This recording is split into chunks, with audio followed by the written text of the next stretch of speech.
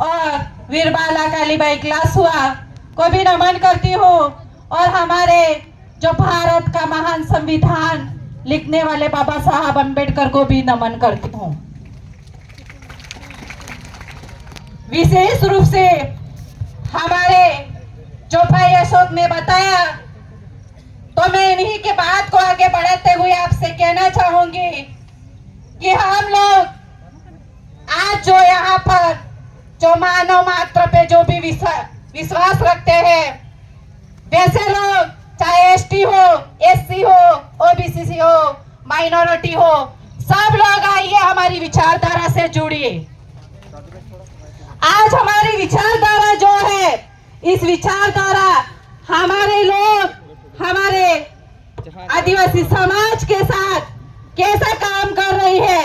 आज दिन तक इन नालायक सरकार ने और नालायक सरकार में जो बैठने वाले लोग हैं, उन्होंने अगर सही काम किया होता तो आज ये तरक्की करने की जरूरत हमको नहीं थी।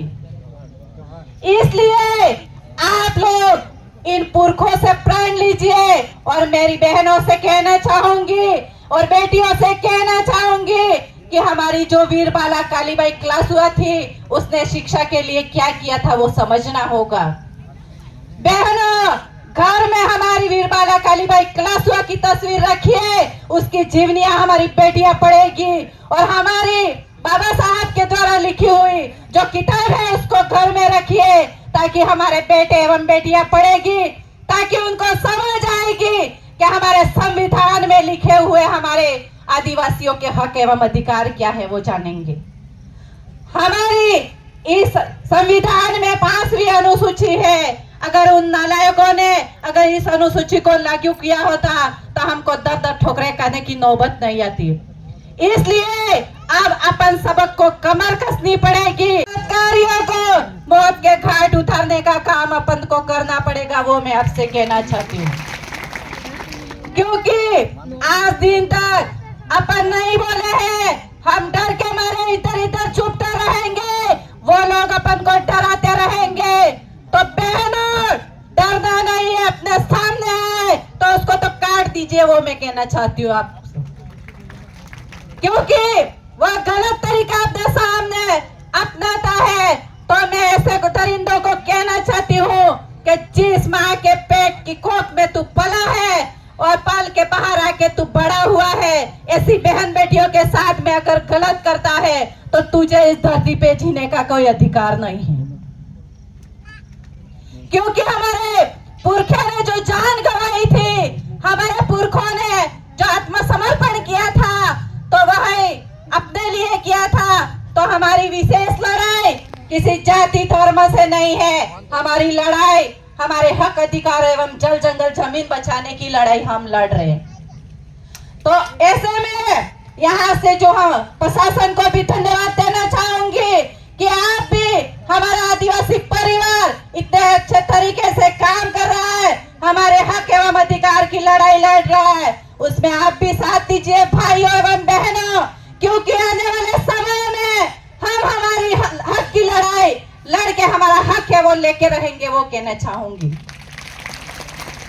आज आप देख रहे होंगे हमारा कारवां राजस्थान, गुजरात, मध्य प्रदेश, महाराष्ट्र बिल प्रदेश की मांग इसलिए कर रहा है।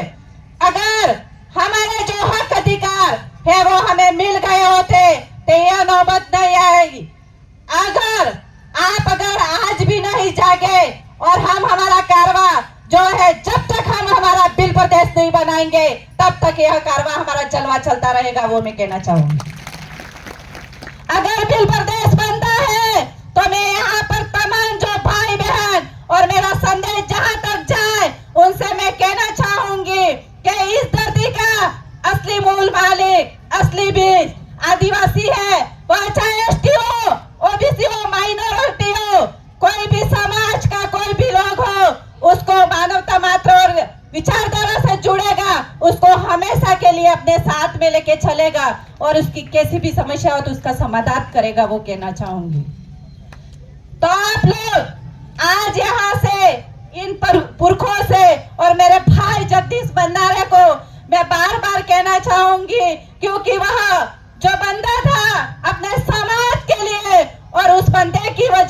ये पंडाल भरा हुआ है। तो इसके लिए एक बार और मैं नमन करना चाहूंगी कि भाई अगर आज हमारे बीच में आप होते तो जरूर ही कुछ अलग नजारा होता, पर फिर भी मैं दिल की गहराइयों से आपको नमन करती हूँ।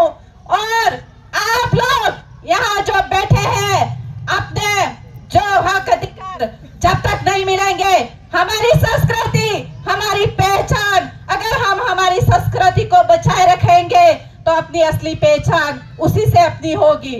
और हमारी दूसरी बात, शिक्षा की बात कर रहे हैं, हम शिक्षा की लड़ाई लड़ रहे हैं। और यहाँ का नाला है जो मंत्री बाबूलाल जी, आप शिक्षा बेचने की बात कर रहे हो, अरे आपको तो इस पानी में डूब के मर जाना चाहिए, वो मैं आपसे कहना चाहती हूँ।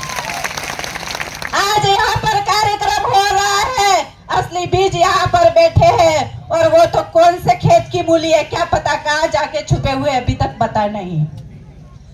इसलिए आप लोग ऐसे मंत्री तंत्री को उठा के फेंकिए और ऐसा अपने बीच में मत लाइए जो शिक्षा के लिए, बच्चों के लिए सही स्कूलों का विकास कर सके, उस बच्चों की अच्छी बैठने की व्यवस्था कर सके, और वहां पर टीचर नहीं है तो उसकी भरपाई कर सके। ऐसे हमको मंत्री को बीच में लाना होगा। इसके बाद हमारी लड़ाई जो है वो हमारे आरक्षण की लड़ाई है। आज यहाँ पर खड़े और यहाँ पर बैठे जो हमारी बहनें हैं, भाई है, आज बेरोजगार है, अगर हमें हमारा आरक्षण सही रूप में मिलता तो आधे से अधिक तो आज नौकरियों में होते हमारे भाई एवं बहन।